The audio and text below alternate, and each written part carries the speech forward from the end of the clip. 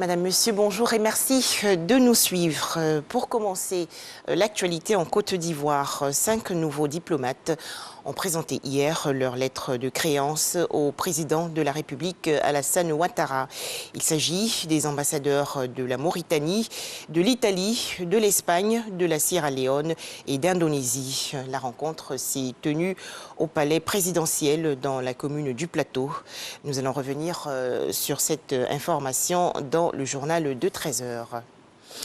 Dans l'actualité nationale également, la signature hier d'une convention de financement portant sur le projet d'aménagement des quartiers restructurés du district d'Abidjan. Signature dans le cadre de la mise en œuvre du 3e contrat de désendettement et de développement.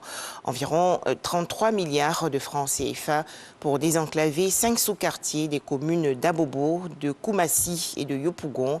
Objectif, améliorer le cadre de vie des populations. Toujours en Côte d'Ivoire, la tenue des sessions budgétaires pour améliorer les programmes de gestion des mairies et autres districts autonomes. Objectif, booster l'efficacité de la dépense publique. Les explications de l'enseignant Bakayoko. Pour les années 2022, 2023 et 2024, le ministère de l'Intérieur et de la Sécurité a décidé d'organiser 2 conférences budgétaires à l'endroit des collectivités territoriales et des districts autonomes.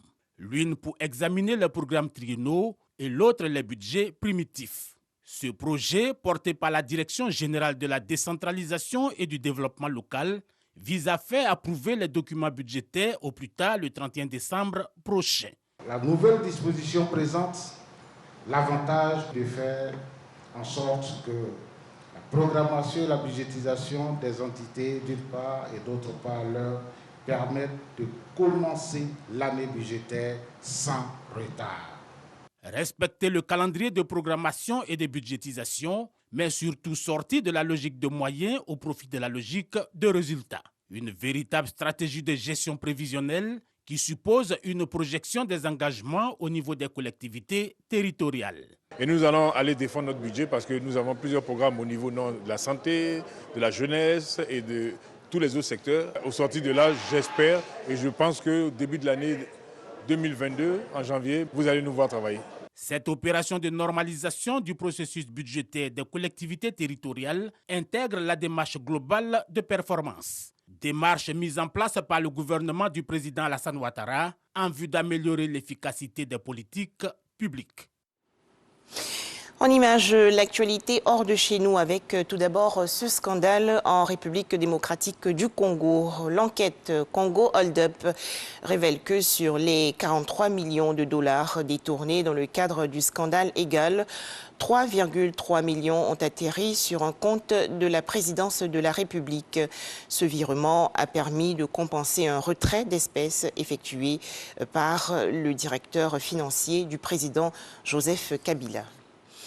Remaniement ministériel au Niger. Plusieurs ministres changent de poste, notamment le ministre de l'Intérieur, Alkash Alada, qui quitte ce département stratégique. Ce changement intervient quelques jours après les incidents à Terra, où un convoi de l'armée française a été pris à partie par la population.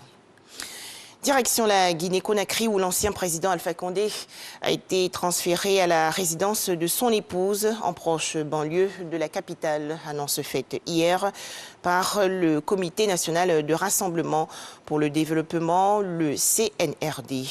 Depuis qu'il a été renversé par un coup d'État le 5 septembre dernier, Alpha Condé était gardé en lieu sûr par des militaires.